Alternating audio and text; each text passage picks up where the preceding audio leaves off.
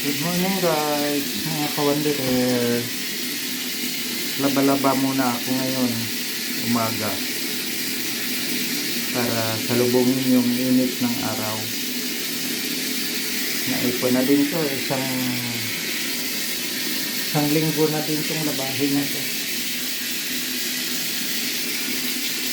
Yan o. Ang mga labahin ko pa namang sinantrabaho maraming potes, kaya binubukod. Bukod-bukod yan. Dito ako naglalaba kasi walang problema sa hindi na ako gumagamit ng hose ng malakas ang tubig dito. Ayan pa labahin pa.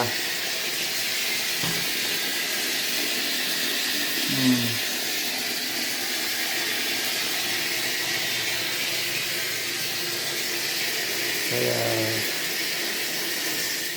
kailangan naman isingit yung sarili na mga gamit.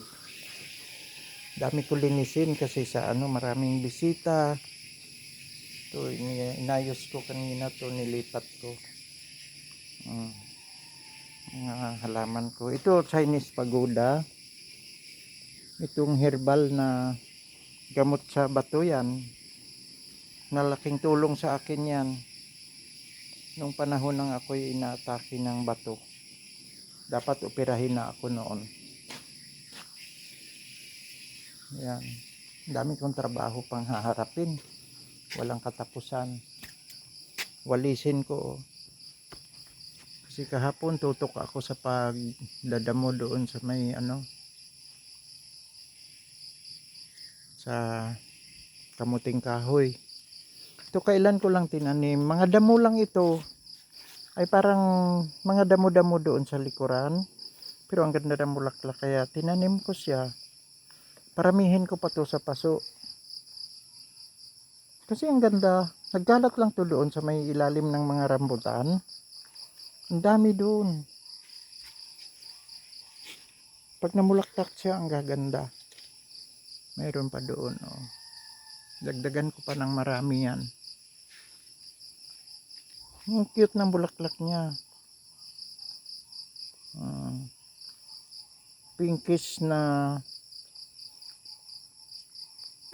para siyang lavender.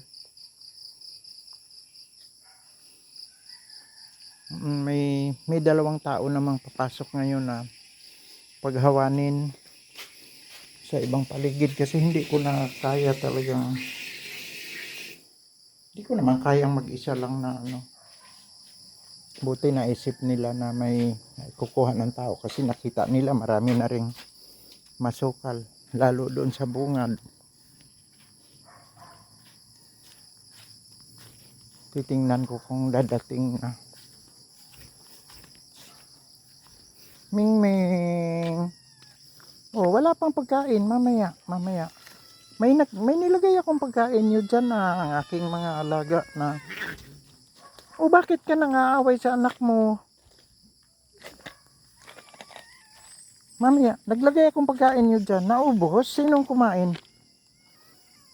Baka may asong kumain. Ikaw inang Mingming ha, baka buntis ka na naman ha.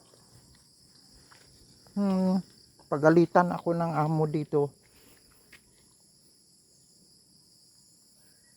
Mamaya ha. Kinain siguro ng aso, baka dinukot ng aso ang pagkain nyo. Dami yan, puno yan Lalambing-lambing ka. Malambing to Kalambing ng batang to. At sa lahat ng mga alaga, wala akong tinuturing na hayop. Ang turing ko dyan, bata. Dahil may mga sariling buhay yan. Saka nakakawala ng stress. Lalo ng mga aso.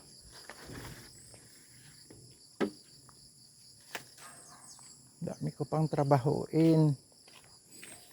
Ang galing talaga Dati hirap na hirap akong magbuhay ng malunggay. Pero ngayon, dumami na. Kasi mga buto talaga tinatanim ko. Pag nagtanim ako ng sanga, bihirang mabuhay. Ang ginawa ko mga buto. Ayan, ang ganda. Pinutulan ko ng pinutulan ng talbo sa dulo para magsanga. Ayan siya. Oh.